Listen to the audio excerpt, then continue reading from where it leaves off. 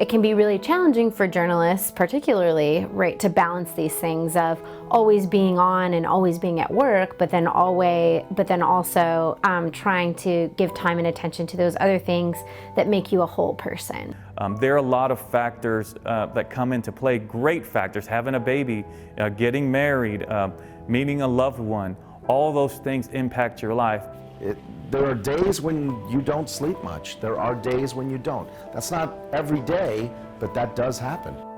When you're taxed mentally and physically, the stress of the journalism world can take a toll on journalists. You're on tight deadlines, you're traveling, so then you have to go through airport security, and then from a physical sense, you're constantly around germs. Arenas are filled with people, airports are filled with people. The stress can create sporadic eating habits and diets.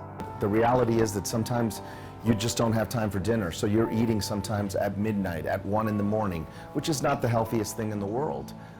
You try to make sure you're not doing that, but sometimes it's impossible to avoid. When you're traveling from city to city, game to game, it gets harder to avoid unhealthy foods.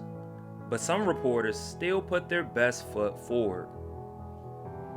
But I always try to have, Kind bars or granola bars or just things at my disposal, so I'm eating that instead of a bag of chips or feeling like I need to go for fast food or something like that. There's so much misinformation in the media and in the marketing that skews people and gets them off course. In the Food Drug Association's 2014 Health and Diet Survey, only 30% of the people surveyed said they regularly check their nutrition labels for accuracy. And not understanding portion sizes only creates more confusion. Well, have you ever counted out 14 crackers and actually put it on a plate, put the crackers away, and then just eat the crackers that are on the plate? That's another great way to just stay in control. Eating healthy isn't the only problem.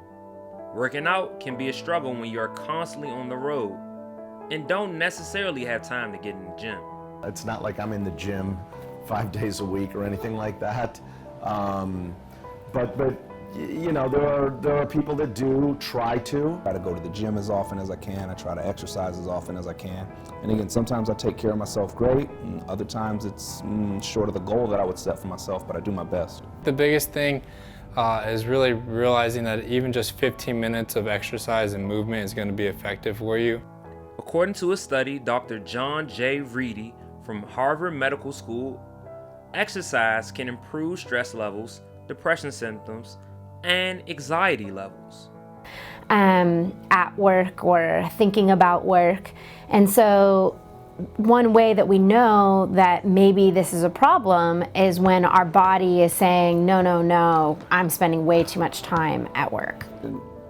Overload happens, I think, when you've got goals you can't hit. I feel like that's when you're overloaded. I feel like if you're organized enough and you have goals that you can hit, and if you're passionate about completing them, I think that takes care of the overload. In order to prevent overload, it's important to express your identity outside of journalism. Yes, journalism is important. Yes, what we do really matters and it impacts the world. But there are some priorities that, in my case, family and taking care of them and making sure they're okay and making sure I'm happy off the field is just as important. When you get home, you have to make that quality time. And what we would do is, look, if I missed a birthday, we would celebrate it when I got home, even if it was 2, 3, 4 days later. It's not necessarily celebrating on the day of, it's making the celebration important. I'm hopeful that my identity is as someone who is just trying to make the world better and improve it as he sees fit. Dealing with mental and physical health and nutrition is not easy, but there are ways to make it better. Maybe I'm not going to go to the gym 5 days a week, but I'm going to do a 15-minute workout every single day.